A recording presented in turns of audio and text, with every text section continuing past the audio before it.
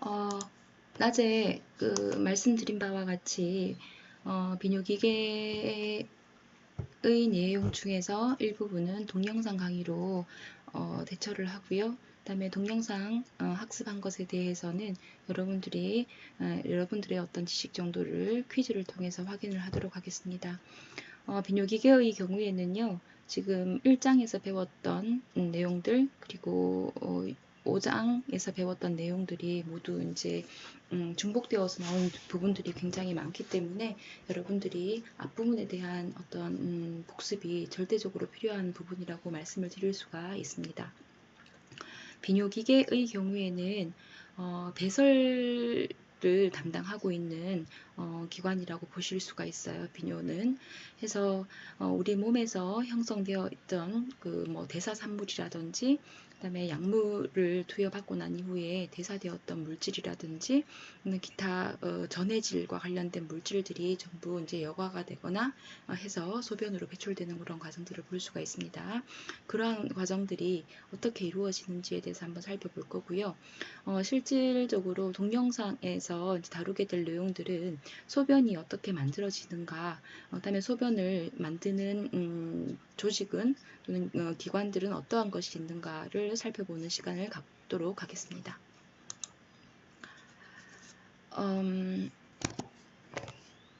그림에서 보시면 이거는 여러분 교재에 122페이지에 나와 있는 그림이죠.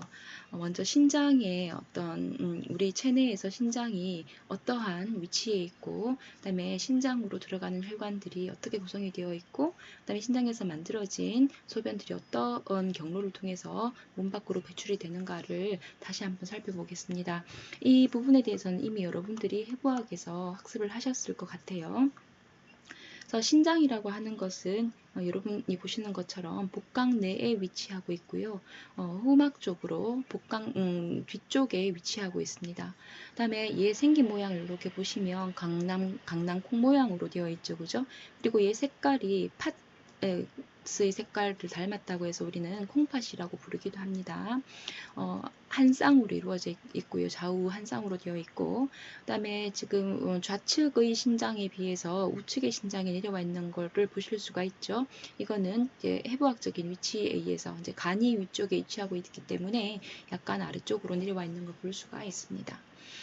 신장에서 만들어진 소변들은요, 이렇게 노란색으로 표시되어 있는 부분이 있죠, 그죠? 이러한 요관을 따라서 내려오게 되고, 이 요관을 타고 내려온 그 소변들은 아래쪽에 이제 붉게 삼각형 모양으로 되어 있는 부분이 보이시죠, 그죠? 이 부분에서 보이는 것처럼 요 방광에서 소변이 일시적으로 수상이 되었다가 요 도를 통해서 몸 밖으로 배출이 되는 것을 보실 수가 있습니다. 그래서 실질적으로 신장에서 이제 소변을 만드는 대부분의 기능을 담당을 하고 있고, 요관의 경우에는, 그리고 요도의 경우에는 소변을 이동시키는 어떤 통로의 역할을 담당을 하고 있다라고 보셔도 무방할 것 같습니다. 방광을 구성하고 있는 세포의 특성 이런 것들은 제가 따로 다루지는 않겠습니다.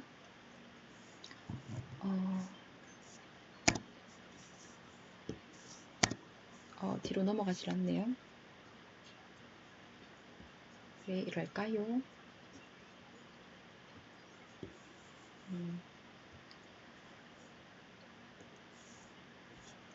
다음 부분을 보시면 신장의 기능은 이 부분은 제가 따로 정리를 한 거니까 여러분들이 좀 참고하는 의미에서 전체 신장의 기능에 대해서 정리하는 개념을 한번 보시면 좋겠습니다. 신장의 기능을 정리를 해보면 크게 세 가지로 나누어 볼 수가 있어요. 조절작용, 그리고 배설작용, 그리고 내분비작용을 담당을 하고 있다라고 다시 말씀드릴 수 있겠습니다. 이 조절, 레귤레이션의 경우에는요, 물의 양을 조절해주는 역할을 하고 있고요. 그 다음에 삼투 압도 조절을 합니다. 이러한 것들은 이제 물을 조절을 통해서 이루어지는 것을 볼 수가 있고, 이 삼투압 조절에 영향을 주는 것들이 이제 혈장 같은 것들이 있겠죠, 그죠? 그 다음에 세포체액의 전해질을 내 어떤 밸런스를 맞춰주는 역할도 갖고 있고요. 그리고 산염기 조절을 합니다. 즉 우리 인체 내에서의 어떤 적합한 약알칼리성을 유지를 하기 위해서 산성 성질을 띠고 있는 수소 이온을 배설을 함으로써 산염기 조절을 하고 있고, 이 부분에 대해서는 실질적으로 그 7장 체액과 산염기 조절이라고 하는 부분에서 자세하게 다루게 되겠습니다. 다음으로 6장에서 주된 내용으로 다루게 될 이 배설이 있습니다. 이 노폐물을 배설을 하고요. 그 다음에 여러 대사 산물을 배출을 하기도 하고, 그 다음에 약이라든지 첨가물 등의 어떤 외부 물질들도 배출을 하는 것을 볼 수가 있고, 그 다음에 내분비, 호르몬 분비를 하게 되는데요. 특히 레닌이라고 하는 그 체내의 어떤 수분 양을 체액의 양을 조절해 주는 레닌을 분비를 하게 됩니다. 이러한 것들은 실제 RAS라고 하는 레닌, 안지오텐신, 알도스테론 시스템이라고 하는 체계에 따라서 혈압이나 체액의 양 그리고 을 조절을 하게 되고, 이러한 과정에서 소듐의 이제 재흡수에 대해서 역할을 담당을 하고 있는 걸 볼 수가 있습니다. 그리고 에리스로포이에틴이라고 하는 것은 조혈 생성인 성장인자입니다. 즉 조혈이라고 하는 것은 골수에서 이루어지게 되죠. 이제 해서 우리 체내에서 어떤 적혈구, 그러니까 산소를 운반을 하고 있는 적혈구의 양이 부족하다라고 판단이 되게 되면 이 신장에서는 에리스로포이에틴을 분비를 해서 골수에 자극을 줍니다. 그러면 이 에리스로포이에틴에 의해서 자극을 받은 골수는 적혈구를 더 생성을 해서 충분한 양의 산소를 공급을 해줄 수 있도록 도와주게 되는 것을 보실 수가 있어요. 그리고 비뇨기계, 우리 이제 지금부터는 여러분들이 교재를 이제 중심으로 해서 보면서 설명을 드리도록 하겠습니다. 비뇨기계는 신장과 요관과 그리고 방광과 요도로 크게 구성이 되어 있다고 보실 수가 있고요. 그래서 신장에서는 하루에 대략 한 1.5리터 정도의 소변을 생성을 해서 배출을 하게 되는데요. 이렇게 생성된 소변은 요관을 타고 방광에 내려옵니다. 그래서 방광에서 이렇게 잠시 머무르고 있다가 일정량 이상의 소변이 방광에 차이게 되면 방광에서는 우리가 이제 요의를 느끼게 되죠. 그러면 이 요의를 느끼고 난 다음에는 우리가 이제 소변을 보면서 소변을 보는 걸 통해서 그 요도를 통해서 소변이 밖으로 나가는 걸 볼 수가 있고요. 그래서 이 요관과 방광 요도는 소변 생성에는 관여하지 않지만 신장과 굉장히 연결되어 있고 소변을 배출하는 통로와 저장의 역할을 담당을 하고 있기 때문에 이러한 기관들은 신장에 굉장히 중요한 작용을 하고 있다라고 얘기를 할 수 있겠습니다. 방광염이라든지 이런 것들이 걸리게 되면 신장으로 이제 올라가는 상행성 감염을 유발을 시킬 수가 있는 거죠. 그래서 신장이라고 하는 거 위치 한번 봤었고요. 요도 이거 요관이죠, 그죠? 요관으로 수정을 해주셔야 되겠고요. 그 다음에 이 요관에서는 실제 우리가 임상에서 보면 그 신장에 이제 돌이 잘 생기는 이제 부위라고 여러분들이 알고 계시면 될 것 같아요. 그 다음에 방광은 아까 저장을 담당을 하고 있다 했었죠. 그래서 이제 기본적으로 방광의 용량은 한 500에서 600 정도가 됩니다. 대부분 이제 남자가 조금 더 용량이 큰 거를 볼 수가 있고요. 그 다음에 요도는 방광에서 체외로 소변을 배출시켜주는 통로인데, 이 남자는 이렇게 페니스 길이를 생각을 하시면 되죠. 요도가 20cm 정도가 되는데 여자는 4cm에서 5cm 정도밖에 안 돼요. 그리고 해부학적으로 이렇게 보면 여성의 회음부를 살펴보면 요도구가 이렇게 있고 요도구 밑에 질구가 있죠, 그죠? 그 다음에 줄구 밑에 뭐가 있습니까? 항문이 있습니다. 그래서 이 항문 쪽이나 이런 데에서는 그 여러 이제 대장균, 이콜리 같은 것들이 많기 때문에 우리가 이제 소변을 보고 난 다음에 여학생들 이렇게 휴지로 닦으시잖아요. 이렇게 닦을 때 항문에서 이게 질 위로 해서 요도 방향으로 이제 가게 된다거나 하게 되면 이쪽에 있던 이콜리라고 하는 어떤 세균들이 요도구를 타고 위쪽으로 올라가게 되면서 방광염과 같은 어떤 비뇨기계 감염을 유발을 하게 되는 것입니다. 신장의 구조를 한번 볼게요. 신장의 내부 구조를 좀 살펴보면 여러분들이 교재 122페이지와 123페이지를 좀 왔다 갔다 하면서 보셔야 될 것 같아요. 신장이라고 하는 것은 이렇게 강낭 콩 모양으로 생겨져 있다라고 말씀을 드렸었고요. 이 안쪽에 보면 약간 하얗게 되어 있는 부분이 있죠. 이 바깥쪽에 있는 부분을 우리는 신피질이라고 얘기를 합니다. 그리고 안쪽에 이렇게 되어 있는 부분을 신수질이라고 얘기를 합니다. 수질, 피질, 수질. 근데 요 피질과 수질이 만나는 요 부분 있죠. 요 부분을 이렇게 긋게 되면은 삼각형 모양으로 이렇게 되죠. 요 부분을 우리는 신장 피라미드라고 얘기를 하고요. 이 피질과 수질이 접합하는 부위를 우리는 신피질, 수질 접합부라고 명칭을 붙여놨습니다. 피질, 수질 접합부라고 되어 있죠. 그죠? 그 다음에 이 신장 피라미드를 중심으로 해서 이렇게 보면 이쪽 부분에 신장 유두가 이렇게 있는 걸 볼 수가 있어요. 신장 피라미드하고 그 다음에 유두가 이제 만나는 지점을 이제 중심으로 해서 유두 안쪽으로는 소신배라고 하는 거가 있습니다.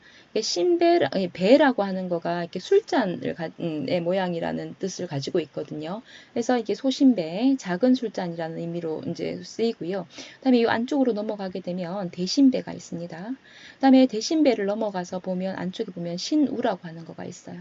그래서 실제로 우리가 이제 신장의 어떤 신피질 수질에서 여러 가지 어떤 여과 과정을 거치면서 만들어진 소변의 전구체들은요, 신장 유두를 통해서 처음 받게 되고요. 신장 유두를 통해서 받은 것들은 소신배와 그다음에 대신배, 그다음에 신우까지를 거쳐가지고 신우에서 그 다음에 어디로 그 요관으로 이제 넘어가는 것들을 볼 수가 있습니다. 그래서 우리가 소변이라고 명칭을 붙이는 것은 신우에서 요도로 넘어가는 그 시점부터 소변이라고 붙이고요. 이 안쪽에서 만들어진 소변의 전 단계는 우리가 여과액이라는 이름으로 명칭을 붙입니다.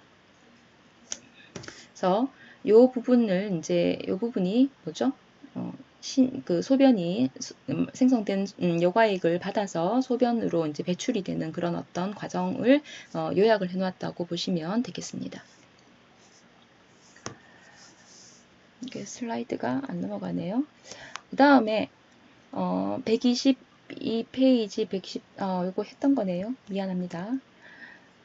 그 다음에 내용에서 보시면 124페이지에서 125페이지를 보시도록 하겠습니다.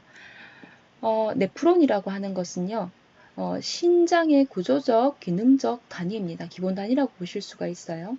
그래서 이 네프론을 우리는 그 한자어로 신원이라고 이제 얘기를 하기도 합니다.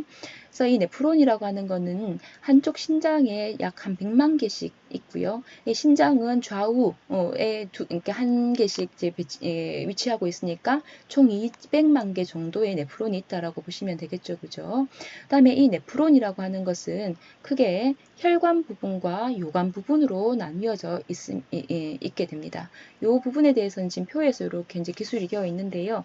혈관 부분에서는 수입 세동맥과 사구체, 수출 세동맥, 그 다음에 세뇨관 주변의 모세혈관 또는 직혈관으로 되어 있다. 그 다음에 요관 부분이라고 하는 것은 보만 주머니와 근위세뇨관, 혈레고리, 원위세뇨관, 그리고 집합관으로 되어 있다라고 이제 우리가 분류를 할 수 있는데, 특히 이 근위세뇨관부터 해서 집합관은 우리가 어떻게 부르냐면 신장의 세뇨관이라고 얘기를 합니다. 그래서 지금부터는 앞으로는 세뇨관이라는 이름으로 요약해서 이제 부르도록 하겠습니다. 그리고 이 표에 나와 있는 내용들은 제가 그림을 보면서 다시 설명을 드리도록 할게요. 혈관이라고 하는 것은요, 신장에 분포되어 있는 혈관 부분이라고 하는 것은 가장 먼저 귀시되는 부분이 복부대동맥입니다. 복부대동맥이 분치가 되게 되면 신동맥으로 이름이 바뀌게 되고요. 이 신동맥은 다시 어디로 들어가냐면 아까 여기 피질하고 수질하고 접했던 부분 있죠, 그죠? 요 접했던 부분을 따라서 피질, 수질, 접합부를 따라서 이렇게 공상동맥으로 들어가게 됩니다.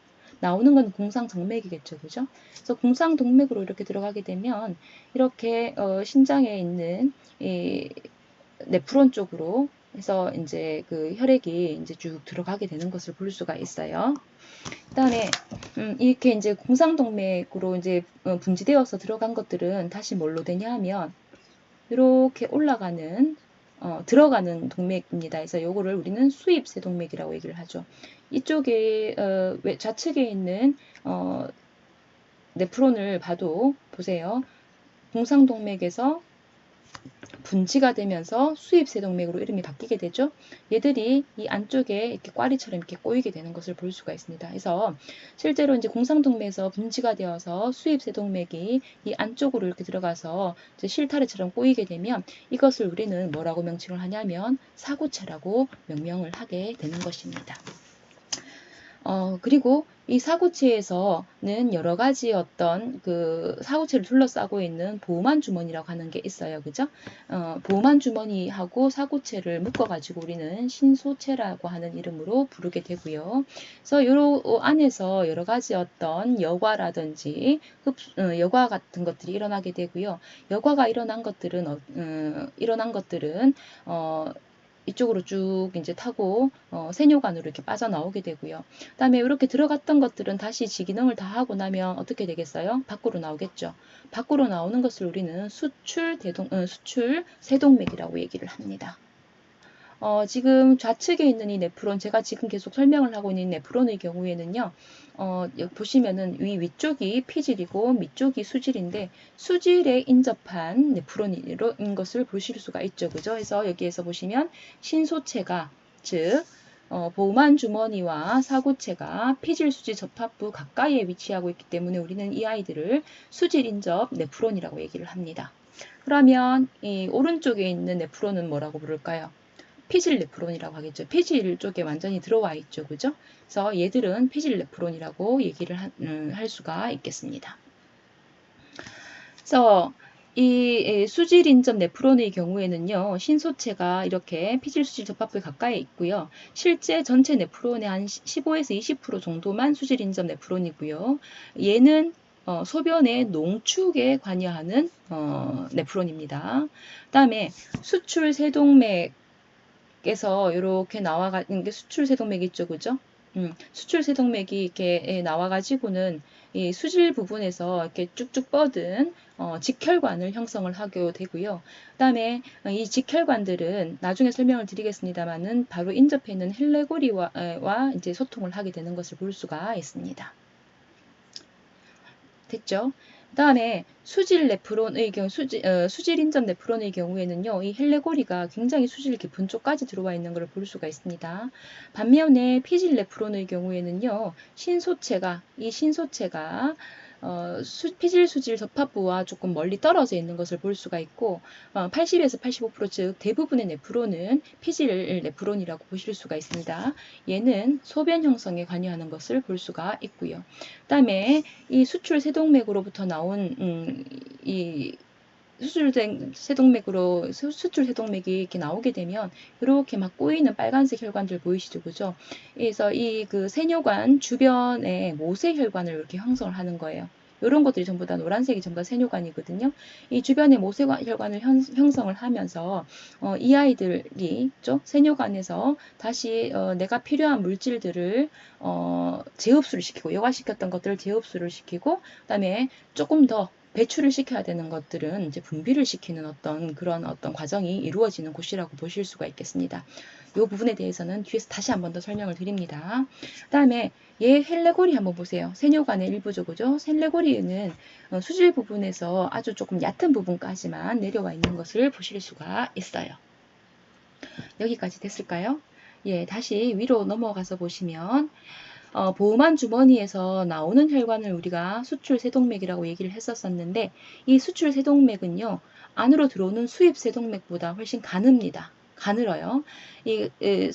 혈관 직경이 가늘다는 것은 우리가 5장에서 배웠었죠. 압력이 더 높아짐을 의미합니다. 저항이 커지니까요. 그래서 이 가늘어지기 때문에 사고체에 높은 혈압을 제공을 해주게 되고요. 이 혈압이 높아지는 것들 때문에 결국에는 사고체가 혈액 덩어리였잖아요. 사고체에 있던 물질들이 보호막 주머니로 빠져나오게 되는 거죠. 그 빠져나오는 물질을 우리는 혈장이라고 부르게 되고요. 이렇게 빠져나온 물질들을 여과라고 얘기를 합니다. 이렇게 빠져나오는 그러한 것들을 여과를 한다라고 얘기를 합니다. 이 용어도 5장에서 보셨습니다. 그 다음에 이렇게 이제 보호만 주머니로 빠져나온 세포의 혈장 성분들은 우리가 여과액이라고 하는 이름으로 부르게 됩니다. 그래서 이렇게 이제 보호만 주머니로 나온 여과액은 근위세뇨관과 헬레고리와 원위세뇨관, 집합관, 그 다음에 신유두를 통해서 소신배, 대신배, 요관 순서로 배출이 되는 것을 볼 수가 있는 거예요. 그래서 아까 앞에서 그림에서도 말씀을 드렸었지만 신유두를 넘어와서 소신배, 대신배를 넘어와가지고 신우까지 넘어온 것들을 우리는 여과액이라고 얘기를 하는 것을 볼 수가 있고요. 그 다음에 그 신장을 떠나는 순간부터 요관으로 넘어오는 순간부터 신장을 떠난 것이거든요. 그 순간부터 소변이라고 부르게 됩니다. 그래서 소변을 만들어내는 것은 결국에는 뭐죠? 여과액이고 이 여과액은 바로 뭐다? 사고체 안에서 여과되어진 혈액에, 그러니까 혈액 중에서도 혈장에 기원하는 것이라고 보실 수가 있는 거죠. 넘어가서요. 중간에 다른 거를 한번 조금 봐야 될 텐데요. 요 슬라이드를 한번 보도록 하겠습니다. 요거는 뭐냐 하면 여러분들이 보셔야 될지 제가 조금 판단이 서지는 않는데요. 한 번 더 이해를 돕기 위해서 준비를 해보았습니다. 유튜브 동영상 주소를 제가 여러분들에게 올릴 테니까 이거와 관련된 설명들은 다시 한 번 더 아산병원 간호사의 목소리로 설명을 들으실 수 있을 거예요. 신장이라고 하는 것에서 여러 어떤 앞에서 말씀드렸던 작용들에 의해서 소변이 만들어집니다. 그죠? 소변이 만들어져서 요렇게 유두를 통해 가지고 소변이 이제 들어오게 되면 소신배와 대신배로 모이게 되고요. 대신배로 모인 것들이 결국은 어디예요? 신우를 통해 가지고 들어오게 되면 아이고 어디 갔을까요? 들어오게 되면 어떤 상황이 생기냐 하면 요관을 통해서 소변이 이렇게 배출되는 것을 볼 수가 있습니다. 그 다음에 요 안의 내용을 조금 더 한번 살펴볼게요.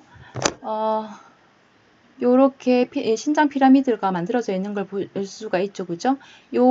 인접한 요 부위를 제가 지금 손으로 긋고 있는 부위를 우리는 피질수질 접합부라고 얘기를 했었고 신동맥입니다.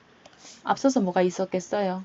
복부대동맥이 있었겠죠. 그죠? 복부대동맥에서 신동맥으로 분치가 되고 나면 이 신동맥들은 다시 이 신장 안쪽으로 이렇게 들어가게 됩니다. 그래서 이런 것들이 이제 들어가면서 공상동맥을 형성을 한다고 했었고요. 공상동맥으로 형성된 것들이 안쪽으로 들어가면서 수입세동맥으로 들어가면서 사고체를 형성을 한다라고 얘기를 했었어요. 그다음에 이 신장 내에서도 이제 배뇨를 주로 이제 담당을 하고 있는 뭐가 있다 했었죠? 네프론이 있다라고 얘기를 했었습니다. 여기 안에 이렇게 보이시죠? 그죠? 여기 네프론인데 요거를 한 번 더 확대를 해서 보면 이 네프론은 혈관계와 혈관 부분과 요관 부분으로 나눌 수가 있다. 그래서 이 혈관 부분들은 결국에는 수입세동맥이라고 하는 거는 안에서 실타래 좀 꼬여지면서 사구체를 형성을 하게 되고 얘를 둘러싸고 있는 거가 보호만 주머니이다. 다음에 얘들은 여러 가지 어떤 작용에 의해서 혈장을 여과를 시키죠. 그죠? 혈장을 여과를 시키고 이 여과된 혈장들은 어디를 통해서 근위세뇨관을 통해서 그 다음에 헬레고리를 통해서 그 다음에 원위세뇨관을 통해서 어디로? 집합관으로 모이게 되고 이 집합관으로 모인 것들은 어디로 가겠습니까? 요관으로 가게 되는 거죠. 요관으로 간 것은 어디로? 방광으로 넘어가게 되고 방광에 모여 있다가 요도를 통해서 배출이 되게 되는 것입니다. 요 사고체를 다시 한번 좀 그림을 살펴보면은요. 이렇게 수입세동맥이 어떻게 되어 있어요? 사고체 모양을 이렇게 꽈리처럼 이렇게 꼬여 있는 것을 보실 수가 있고요. 보호만 주머니에서 연결이 되어 가지고 근위세뇨관으로 넘어가는 것을 볼 수가 있습니다. 요 그 사고체를 형성하고 있는 혈관의 내벽을 조금 보시면은요, 모세혈관. 결국에는 이 아이들이 전부 다 이제 모세혈관이에요. 모세혈관은 어떤 역할을 담당한다고 했었죠? 우리는 얘를 교환혈관이라고 이제 명명을 한다고 했었고, 이 교환혈관이라고 하는 것은 결국은 뭐예요? 물질 교환을 하고 있다라는 것을 의미를 했었습니다. 그래서 5장에서 말씀을 드렸듯이 모세혈관에는 구멍이 이렇게 나 있습니다. 근데 이 구멍은 그러니까 작은 물질들은 통과를 하게끔 하고요. 어떤 거가 있었었죠? 신장이 아니라 그냥 일반 모세혈관으로 보면 O2나 CO2와 같은 것들은 벽을 직접 통과를 했었고, 이 구멍을 통해서 통과하는 것들은 수용성 물질이라고 했었죠. 작은 수용성 물질. 그래서 이런 것들이 송송송 빠져나가게 되는 겁니다. 이게 뭘까요? 적혈구죠. 그죠? 적혈구는 이 구멍을 빠져나가기에는 너무 큽니다. 그래서 정상적으로는 이 모세혈관을 적혈구가 빠져나가지 못하기 때문에 얘가 빠져나가지 못한다라는 것은 소변에서도 검출되지 않는다는 거죠. 알부민은 여기 자체에서 여과가 되지 않습니다. 그래서 당연히 알부민도 소변에서 나와서는 안 되겠죠. 이렇게 사구체는 노폐물을 거르는 어떤 체와 같은 여과 작업을 담당을 하고 있는 것을 보실 수가 있어요. 그래서 이렇게 이 안에서 여러 가지 어떤 이제 여과가 일어난 물질들은 이렇게 세뇨관을 통해서 통과하게 되고요. 이 통과하는 과정에서 처음에 여기에 걸러지는 것들은 굉장히 많은 양이 걸러지거든요. 이 걸러지는 것들을 다 소변으로 빼내버리게 되면 우리는 밤새 잠도 못 잘 거예요. 근데 이 세뇨관을 통과하는 과정에서 수분을 다시 흡수시키고 재흡수라고 얘기를 합니다. 그 다음에 얘를 조금 더 농축시키고 필요한 성분은 다시 몸 안으로 넣고요. 그렇죠? 이렇게 하는 것들을 볼 수가 있고요. 그래서 이 세뇨관을 중심으로 해서 혈관들이 이렇게 싸고 있으면서 이렇게 붙어 있는 게 굉장히 인접해 있는 걸 보실 수가 있죠. 이러한 것들은 왜 그러냐 하면 이 긴 관을 그 여과액이 통과하면서 이 몸으로 다시 재흡수를 시키기 위해서는 뭐예요? 이 쪽에 이제 삼투의 과정이라든지 무슨 어떤 확산의 과정이라든지 이런 걸 통해 가지고 이렇게 흡수가 되어야 되는 거예요. 그죠? 그래서 얘들이 요관과 요관계와 혈관계는 같이 굉장히 인접해 있는 것을 보실 수가 있습니다. 요 그림 보이시죠? 혈관 안이 이렇게 되어 있습니다. 그래서 신장 기능이 이상이 있게 되면 이 적혈구들이 슝슝슝슝 빠져나가는 거죠. 몸 밖으로. 그러면 적혈구가 소변 검사를 했는데 적혈구가 빠져나왔어요. 혹시 여학생이라면 생리 중이십니까? 생리 중이 아니라면 신장이 이상이 있는지 다시 한 번 더 검사를 해봅시다 라고 얘기를 하게 되는 겁니다.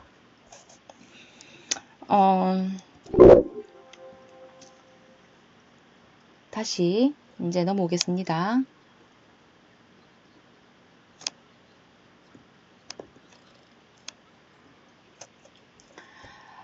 소변의 형성 과정을 한번 살펴볼게요. 소변이라고 하는 것은요, 아까 이제 이렇게 용어가 나왔었죠. 여과와 재흡수, 그다음에 분비 과정을 거치면서 소변이 만들어지게 됩니다. 그래서 신동맥을 통해서 신장으로 혈액이 들어오죠. 그래서 이러한 것들 들어온 혈액들은 뭐로 됩니까? 이 신동맥이 분지가 되면서 수입세동맥이 되죠. 수입세동맥이 되면서 사고체로 들어오는 거예요. 그래서 이 사고체에는 굉장히 높은 혈압을 유지를 하고 있습니다. 혈압을 한번 이따가 볼게요. 혈압을 유지를 하고 있고 이 높은 혈압에 의해서 보호만 주머니로 혈압차에 의해서 보호만 주머니로 여과가 일어나는데 하루에 여과가 180리터래요. 헐, 우리가 큰 물병이 몇 개예요? 그게 한 18리터 정도가 되지 않습니까? 예. 근데 이만큼 다 된다면 우리는 밤새 잠을 못 자겠죠. 그죠? 근데 180리터 중에서 99%는 전부 다 물이 다 재흡수가 되어버려요. 그래서 실질적으로 우리가 하루에 소변 보는 양은 평균 1.5리터 정도 되죠. 물론 하루에 수분 섭취를 어느 정도 하는가에 따라서 조금 달라질 수는 있겠습니다. 그 다음에 이렇게 물이 굉장히 많이 이제 여과가 되고요. 물이 여과가 되면서 다른 물질들도 이제 여과가 또 됩니다. 근데 대부분의 그러니까 신장으로 들어오는 혈액이 예를 들어서 100만큼 있다면 그 중에서 한 20%만 이렇게 이제 여과가 되고요. 나머지 것들은 나머지 것들은 여과가 안 되고 그냥 넘어가는 경우들이 있어요. 해서 그러한 것들을 다시 그 안에서 다시 그 소변으로 배출시켜야 되는 것들이 있겠죠, 그죠? 근데 그런 것들은 이제 분비를 시키게 되는 것을 볼 수가 있습니다. 그래서 이 여과라고 하는 것은 사고체에서 보호만 주머니로 물질이 이동되는 것을 의미를 하고, 그 물질이라면 세포 외액이 되겠죠, 그죠? 그다음에 재흡수라고 하는 것은 세뇨관에서, 그죠? 세뇨관에서 세뇨관 주변 모세혈관으로 들어가는 것을 재흡수라고 얘기를 합니다. 요거를 우리가 5장에서 배운 용어로 바꾼다면 세뇨관이 조직이 될 것이고, 얘는 뭐가 되겠습니까? 혈관이 되겠죠, 그죠? 모세혈관이 되겠죠? 그 다음에 얘는 모세혈관이 되겠고, 얘는 조직이 되는 겁니다. 그 다음에 분비라고 하는 것은 뭐죠? 다시 혈관에서 조직으로 분비되는 것을 의미를 하겠습니다. 그림은 다시 한 번 더 살피지 않아도 되겠죠, 그죠? 사고체 여과라고 하는 것과 사고체 여과율이라고 하는 것에 대해서 한번 살펴볼 텐데요. 여과라고 하는 것은 모세혈관 쪽에서, 즉 사고체 쪽에서 보호만 주머니로 혈장이 빠져나오는 건데, 이 혈장이 빠져나온다. 뭐가 이동을 한다라는 것은 압력 차이에서 이루어지는 것입니다. 이 높은 압력을 만들기 위해서 신장으로 들어오는 혈류는 굉장히 많습니다. 전체 심박 출량의 약 20에서 25% 정도가 되고요. 첫 번째, 혈류가 많습니다. 그죠? 그 다음에 두 번째 조건, 이거는 그 앞에서 배웠었던 5장에서 배웠었던 내용들을 조금 연결을 하셔야 돼요. 그 다음에 두 번째 조건이 뭐냐 하면 구심성 세동맥, 즉 수입 세동맥에 비해서 나가는 세동맥, 원심성 세동맥이 더 가늘어요. 혈관 직경도 혈류에 영향을 미친다라고 했었죠. 그래서 이 사고체에 굉장히 높은 압력을 만들게 되는 것입니다. 그러면 안쪽에 있는 것보다 나가는 쪽에 압력이 더 높으니까 당연히 이렇게 이동을 하겠죠, 그죠? 그 다음에 이렇게 압력 때문에 혈장이 보호만 주머니로 이제 빠져나오게 되는데, 이러한 것들을 우리는 사고체가 여과되는 비율, 레이트, 비율이라 해서 사고체의 여과율이라고 얘기를 하게 됩니다. 사고체에서 보호만 주머니로 이렇게 물질이 이제 여과되기 위해서는 뭐를 통과해야 되겠습니까? 막을 통과를 해야 되겠죠, 당연히. 이 안에 막이 있지 않습니까? 요 막을 통과를 해야 이쪽으로 물질이 분비가 되게 됩니다. 그래서 그 장벽을 우리는 여과막이라고 얘기를 하고요. 이 여과막은 당연히 뭐예요? 사고체의 내피세포, 모세혈관의 내피세포, 그다음에 모세혈관의 기점막도 있을 거고, 뭐 족세포라고 하는 것들도 있다. 그다음에 실제로 이제 이 혈장이라고 하는 거는요. 여과 틈새를 통과하면서 여과되는 것을 볼 수가 있다. 이거는 이제 모세혈관 앞에서 봤었던 그 모세혈관 종류가 3가지가 했었잖아요. 그 개념이 있는데 조금 넘어가도 될 것 같긴 합니다. 그래서 신장에서 이렇게 이제 순환에 의해서 이제 혈장 단백질을 제외한 모든 성분이 다 여과가 됩니다. 혈장 단백질, 알부민과 같은 것들은 절대 여과가 될 수가 없습니다. 그래서 이렇게 이제 여과가 되기 때문에 실제로 여과된 물질 농도는 혈중 농도하고 같다고 보실 수가 있어요. 그 다음에 앞에서 우리가 여과와 관련되어서 5장에서 다루었었던 용어 중에 정수압이라고 하는 것과 교질삼투압이라고 하는 용어가 있었습니다. 5장 내용에서 봤을 때에는 일반적인 모세혈관, 여과가 이루어지는 게 모세혈관, 그죠? 모세혈관에서 조직으로 이동하는 이 여과의 경우에는 그 혈관에서의 정수압이 보통 한 37에서 뭐 17mmH 정도 된다고 했었는데, 신장에서는 훨씬 더 높습니다. 55mmHg고요. 그 다음에 보호만 주머니에서의 교질삼투압은 앞에서 봤었던 거와 똑같습니다. 그 다음에 여과 반대 방향, 이거는 뭐였었죠? 조직에서 혈관으로 들어가는 거였습니다. 흡수라고 하는 용어로도 쓸 수 있다고 했었죠, 그죠? 그래서 이러한 것들은, 이러한 상황에서는 이 혈장에서의 교질삼투압, 즉 사고체에서의 교질삼투압은 30mmHg예요. 일반적인 모세혈관은 얼마였어요? 25mmHg였습니다. 정수압은 1이었거든요. 앞쪽에서는. 근데 이 신장에서의 정수압은 여과 반대 방향인 반대 방향에서의 정수압은 15mm Hg인 것을 볼 수가 있습니다. 앞쪽에서 일반적인 모세혈관의 정수압은 얼마였었나요? 1이었어요. 1. 뒤에 것까지 다 이제 외우라고 말씀은 드리진 않겠습니다만은, 이렇게, 일반 다른, 기관에 분포되어 있는 모세혈관보다는 신장 쪽에 분포되어 있는 모세혈관에서의 어떤 미세순환에서 걸리는 그죠? 앞들이, 정수압이나 교지를 삼투압이나 조금 다른 것을 볼 수가 있었더라. 신장에서 훨씬 더 높은 거를 볼 수가 있다라고 이제 여러분들이 이해를 하시면 좋겠습니다. 여기까지 되셨을까요? 당연히 이 여과율이라고 하는 거는 신장에서 이제 박출되는 양의 전체의 20에서 25%라고 하니까 심박출량이 줄어들면 신장의 여과율도 GRF도 줄어들게 되겠고, 카디악 아웃풋이 늘면 GRF도 늘게 되겠죠. 그죠? 이론적으로 따지면 그렇습니다. 자, 닫고 넘어갈게요. 그 다음에 사고체 여과율의 변화에 영향을 주는 요인이 무엇인가 한번 살펴보고자 합니다.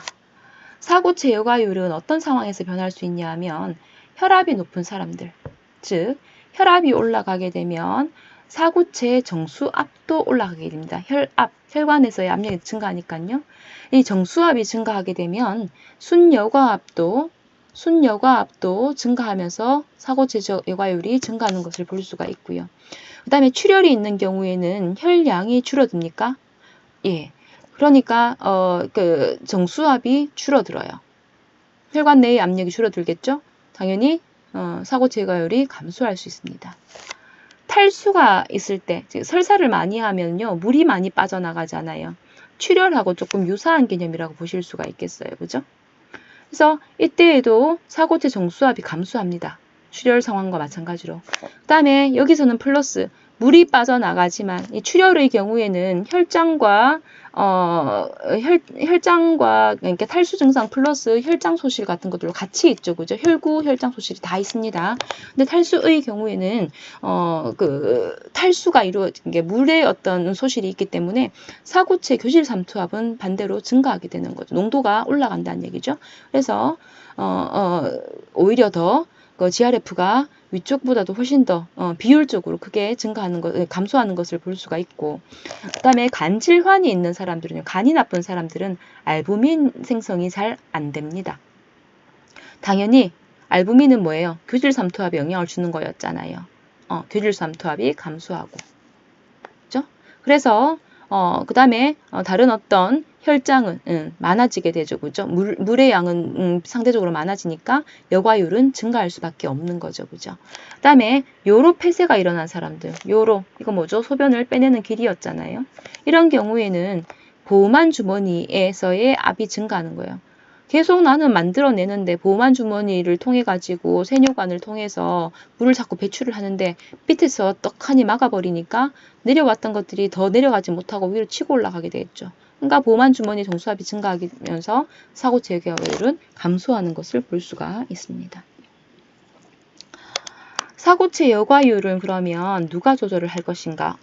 앞에서 사고체 여과율 변화에 영향을 주는 거를 좀 살펴보니까 고혈압이 있는 사람들은 그러면 사고체 여과율이 증가하면 소변량도 계속 많아지겠네? 근데 왜 혈압은 또 올라가 있지? 이상하죠. 우리 몸에서는요, 보통 평균 혈압을 90 정도로 보는데, 여기에 이제 교감신경계가 흥분되거나 하게 되면 이 혈압이 조금 올라갈 수 있습니다. 근데 혈압이 이제 올라간다라고 가정을 했을 때 앞쪽에서 공식을 우리가 보지는 않았지만 이제 그런 어떤 과정들을 살펴보면 혈압이 10%만 상승을 해도 물이 18리터가 증가되는 거예요. 하루 소변량의 12배나 더 많아지게 되죠. 너무 많아지죠. 그죠? 그래서 이렇게 소변을 많이 보게 되어서 불편한 것도 있지만 이게 소변이 많이 나간다는 것은 그 안에 포함되어 있는 전해질들도 많이 나간다라는 것입니다. 따라서 전해질 불균형에 의해서 생명이 위험해질 수도 있겠죠. 그죠? 했기 때문에 우리가 이제 일상적인 어떤 혈압 변화라든지 이런 것들에서는 여과율을 크게 변동시키지 않도록 우리 몸에서는 사고체 여과율을 자동 조절하는 장치가 있습니다. 그래서 그 범위를 보통 대략 80에서 180mm HG 정도로 이제 두고 있는 거예요. 그죠? 그래서 이 신장에서는 사고체 여과율을 자동 조절을 하기 위해서 뭘 만들어 놨냐면 사고체 옆장치라고 하는 것을 만들어 놓았습니다. 이게 굵어가지고 계속 지워진다. 그죠? 아이고. 네, 그래서 우리가 세뇨관이 근위세뇨관, 그 다음에 원위세뇨관, 헬레고리, 근위세뇨관, 헬레고리, 원위세뇨관, 집합관 이렇게 넘어가는데 이 원위세뇨관이라고 하는 거는 어디였었어요? 헬레고리로부터 올라와서 원위세뇨관으로 넘어가는 것이었잖아요. 그죠?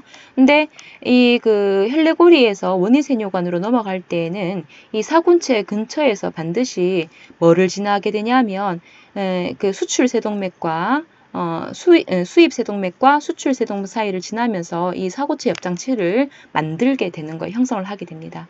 요거를 살펴보시면 이 치밀반이라고 하는 거가 그죠? 원위세뇨관이 혈관, 특히 이제 수입세동맥과 만나는 곳에 위치하고 있는 것이고요. 이 치밀반의 경우에는 여과액이 많은가 적은가를 감지를 해요.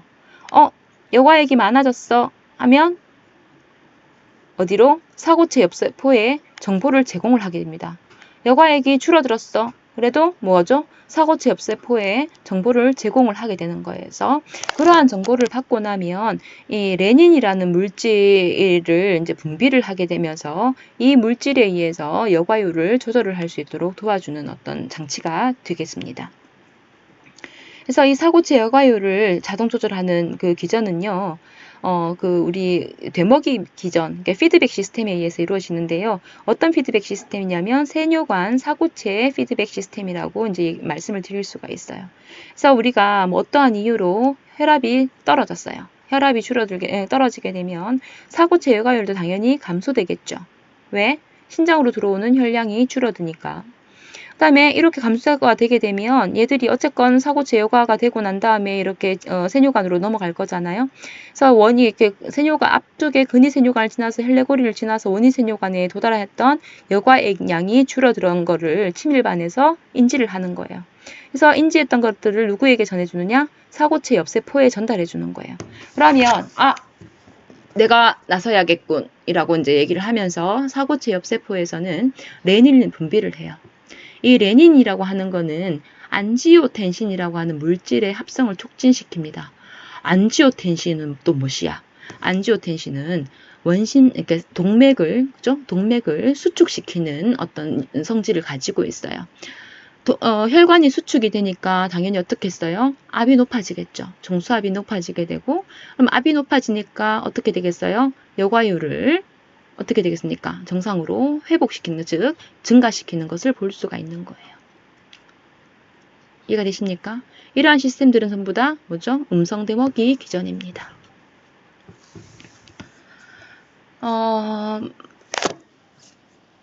다음 슬라이드로 한번 넘어가 볼까요?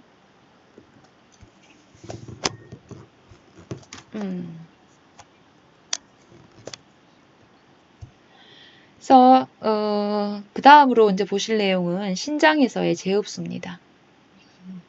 여가가 되고 된 거가 하루에 180이라 했잖아요. 180도 다 못 내민다 했죠. 그죠? 그래서 이 보만 주머니로 나온 여과액은 세뇨관을 통과합니다. 그죠? 1차적으로 그림을 그려야 되겠네요. 보만 주머니에 이렇게 사고체가 있습니다. 그죠? 여기에서 여과가 되었어요. 여과가 되어갖고 보만 주머니 나온 것들은 어디로 갑니까? 근위세뇨관으로 가겠죠. 그죠? 그래서 근위세뇨관을 통과하고 그 다음에 위쪽으로 어디? 헬레고리관을 통과하면서 대부분 다 재흡수가 됩니다. 그만큼 180리터라고 하는 거를 분비했던 것들을 다 거의 대부분 다 흡수해요. 99%. 그래서 이 과정에서 흡수가 되고요. 그 다음에 원위세뇨관에서 이렇게 흡수가 되면서 마지막으로 소변으로 나오게 되는데 이 재흡수되는 물질들을 살펴보시면 포도당과 이게 아미노산의 일종인 알라닌은 100% 재흡수시킵니다. 빠져나가면 안 되는 거. 그 다음에 중탄산염이나 소듐이나 클로라이드나 그다음에 이러한 것들은 뭐죠? 99.6, 99.9, 99.5, 물 99.9까지 대부분 다 재흡수가 되게 됩니다. 그 다음에 포타슘의 경우에는 93 정도 흡수가 되죠. 그 다음에 요소라고 하는 거는 60% 정도가 흡수가 됩니다. 마이너스 있는 건 뭐죠? 크레아틴인입니다. 대사산물. 얘는 마이너스, 즉 흡수를 하는 것이 아니라 더 배출을 시키는 거죠. 이 배출시키는 걸 우리는 분비라고 표현을 하도록 하겠습니다. 그래서 이러한 재흡수는 어디에서 대부분 이루어지냐 하면 70% 이상이 근위세뇨관에서 이루어지고요. 그 다음에 헬레고리에서도 흡수가 되겠죠. 그 다음에 그까지도 다 흡수를 못했던 것들은 원위세뇨관에서도 흡수가 이루어지게 됩니다. 그래서 이 신장 세뇨관에서 물질이 재흡수가 되는 것들은 누구랑 같이 하냐 하면 소듐의 재흡수와 동반되어서 이루어지는 것을 볼 수가 있습니다. 그 순서를 보면 먼저 소듐이 재흡수가 됩니다. 그래서 이 소듐 재흡수되는 것은 뭐냐면 소듐 펌프에 의해서 1차 능동 운반 이루어지는 것을 볼 수 있고요. 1장에서 배웠었습니다. 그 다음에 소듐이 재흡수가 되고 나면 세뇨관 상피세포에 있던 소듐이 다른 쪽 넘어가 버리게 되니까 어떻게 되겠어요? 농도가 감소하게 되죠. 그러면 세뇨관 내강에 있던 소듐이 다시 어디로 가겠습니까? 내강에 있던 것들이 다시 어디죠? 세뇨관 상피세포로 다시 들어오게 되는 거예요. 그 다음에 이 소듐이라고 하는 거는 지 혼자만 또 들어오는 것이 아니라 물을 끌고 들어와요. 소금은 물을 좋아합니다. 삼투작용에 의해서 들어오게 되고요. 그 다음에 삼투로 물이 이동하게 되면 세뇨관 내에 있던 요소와 같은 다른 것들의 용질이 상대적으로 높아지게 되겠죠. 다른 거 다 빠져나가 버리니까. 그죠? 그래서 얘는 확산에 의해서 앞쪽의 거는 전부 다 능동운반에 의해서 이동이 되었었는데 요소의 경우에는 확산에 의해서 세뇨관 주변 모세혈관으로 재흡수되는 것을 볼 수가 있습니다. 그렇다면 포도당은 어떻게 흡수가 될까? 포도당은 1장에서 배웠었어요. 운반체를 이용합니다. 운반체를 이용해서 촉진 확산을 통해서 이동하는 것을 볼 수가 있고요. 그 다음에 이 포도당과 같은 이제 운반체를 운반을 하는 것들은 1장에서 우리가 운반체의 개수는 한계가 있다 했었잖아요. 운반체에서 포도당을 실어서 넘겨주고 지가 하는 것들을 다시 해서 넘겨주고 각자 주고받고 하는데도 불구하고 운반체의 개수가 일정하게 정해져 있기 때문에 얘들이 아무리 왔다 갔다 하더라도 한계가 있는 거죠. 우리 버스, 지하철 쉼없이 계속 다니지 않잖아요. 그죠? 일정 수만큼만 있고 그러한 것들이 배차 간격을 두면서 어느 시간까지만 하지 않습니까? 그래서 이 운반체를 이용을 하기 때문에 이 포화가 되어버리게 되면 포도당은 더 이상 재흡수가 되지 않는 거예요. 그래서 그렇게 이제 포도당이 재흡수가 되지 않을 만큼 포화되어 버린 상태, 그러면 그 이상 넘어가 버리게 되면 이 포도당은 소변으로 배출이 되게 되는 거죠. 그러한 값을 우리는 포도당의 신장 문턱값, 즉 다시 얘기하면 역치라고 얘기를 하게 됩니다. 신장이 건강한 사람들은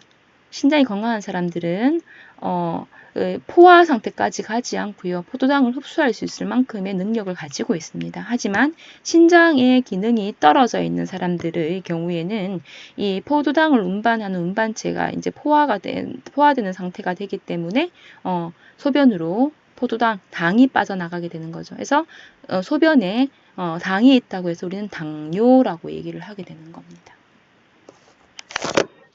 되셨나요? 예, 이제 마지막 슬라이드 남았습니다.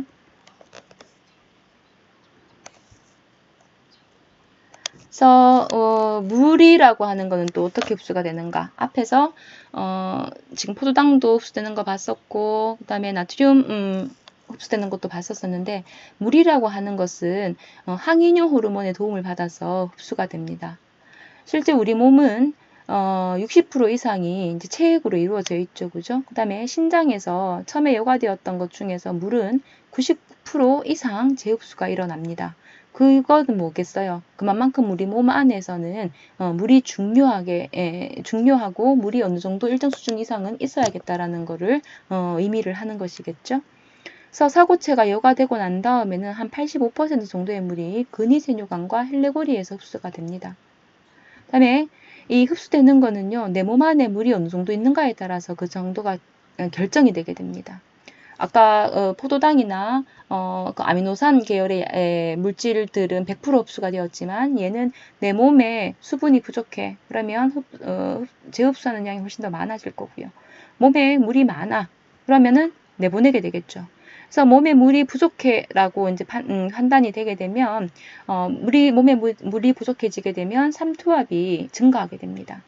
그러면 이 삼투압이 증가하는 거를 딱 감지를 하고 나면은 우리 중추 쪽에서는요, 뇌하수체 후엽에다가 명령을 내려요. 소변을 배출하지 못하도록 항이뇨 호르몬을 분비를 하는 것이죠. 그래서 항이뇨, 소변을 못 나가게 하는 호르몬을 분비를 하면서 이러한 호르몬이 신장에 있는 원위세뇨관과 집합관으로 쫙 갑니다.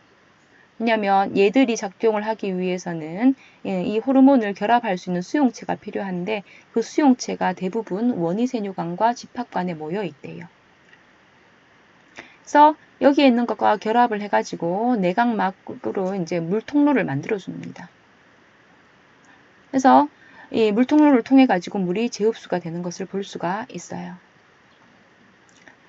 그래서 이 물의 재흡수는요, 삼투압이 높을수록, 즉 몸 안에 물이 부족할수록, 체액이 부족할수록 항이뇨 호르몬이 더 많이 분비가 되고 많은 물통로를 만들어서 더 많은 물을 흡수해 주게 되고, 그죠?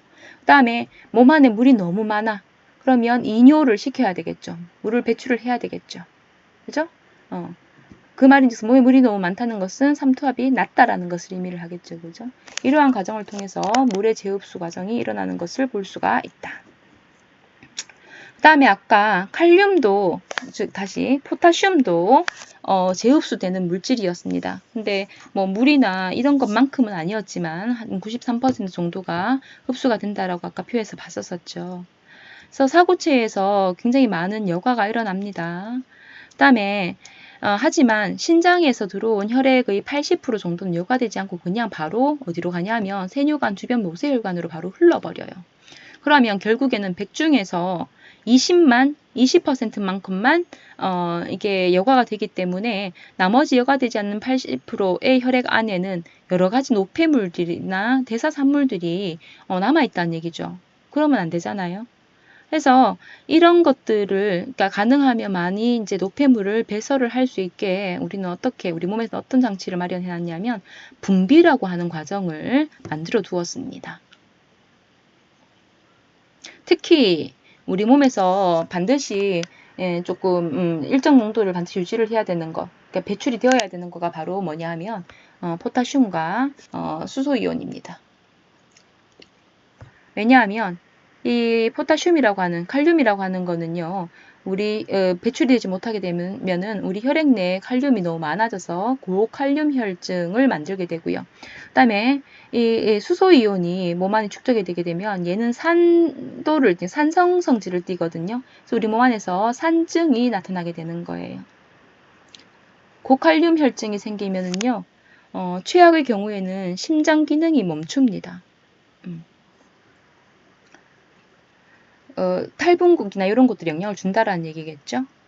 그래서 이 신장에서는 산을 배출을 하고, 그래서 산을 배출을 하면서 뭐죠? 산염기 평형을 조절을 하고요.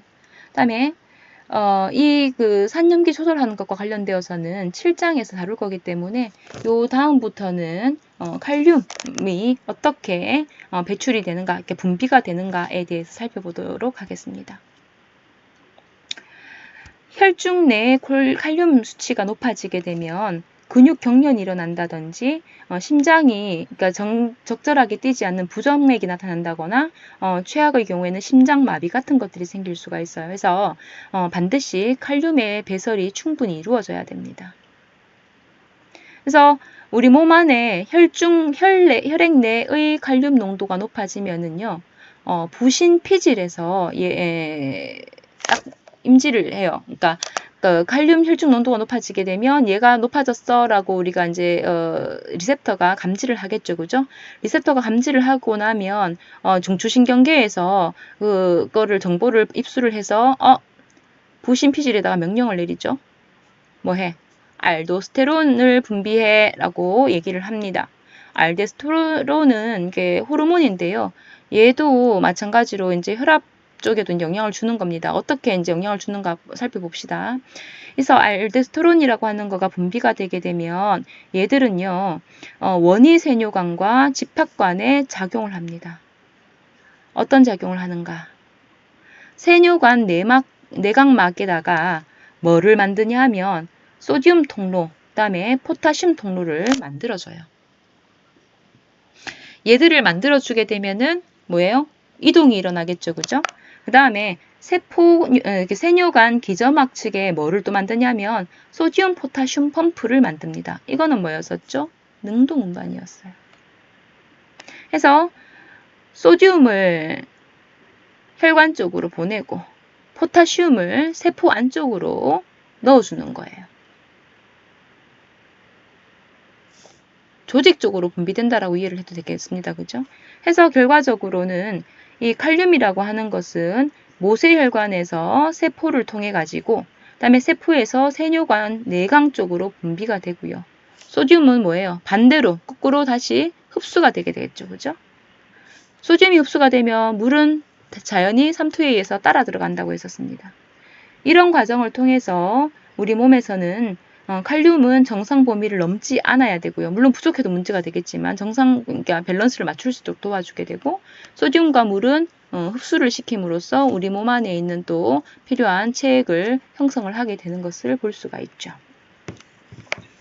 그 다음에 이 알도스테론이 이렇게 분비를 해가지고 칼륨을 배출을 하다 보니까 나트륨도 같이 들어왔잖아요. 나트륨과 물이 들어오게 되면 우리 몸 안에 있는 혈장이 어떻게 됩니까? 많아지게 되죠. 체액이 증가하게 되잖아요. 그러면 혈압이 높아지게 되죠. 그래서 이 고칼륨 혈증이 있을 때뿐만 아니라 몸 안에 소듐이 부족하거나 체액이 부족할 때에도 즉, 이 두 가지가 합쳐지면은 혈압이 낮아진다는 것을 의미를 하겠죠. 이러한 상황이 생기게 되면 알도스테론이 분비가 되는 거예요. 다시 정리하면 알도스테론이라고 하는 것은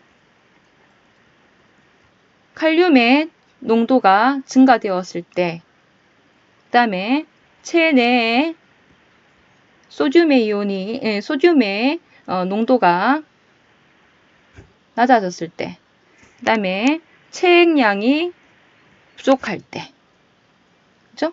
이럴 때 알도스테론이 분비를 해서 적절 밸런스를 맞춰주도록 한다라는 것입니다. 알도스테론. 그래서 아까 앞에서 봤었던 레닌이라고 하는 거가 있었죠. 얘는 뭐를 자극한다 데 했었었죠? 안지오텐신이라고 하는 것을 분비를 한다고 했었잖아요. 그죠? 얘를 활성화시킨다 했었잖아요. 그 다음에 알도스테론이라고 하는 것도 지금 여러 어떤 그 밸런스를 맞추기 위해서 여러 작용을 하는 것을 볼 수 있죠. 그죠? 이러한 시스템을 우리는 RAAS라고 얘기를 합니다. 레닌, 안지오텐신, 알도스테론 시스템이라고 얘기를 하는 거죠. 그래서 요게 지금 순환기계 쪽에서는 여러분이 아직까지 한 장을 남겨두고 이제 수업을 다 하지는 못했지만 우리 비뇨기계에서 RAAS라고 하는 거를 앞장에서 신장의 기능에 대해서 제가 설명을 드렸었습니다. 그죠? 오늘은 여기까지예요. 원래는 1번 설명을 안 하려고 했었는데 설명을 해버렸네요. 요거까지 하고 시험은 물의 재흡수까지만 시험을 치도록 하겠습니다. 예, 수고 많으셨습니다.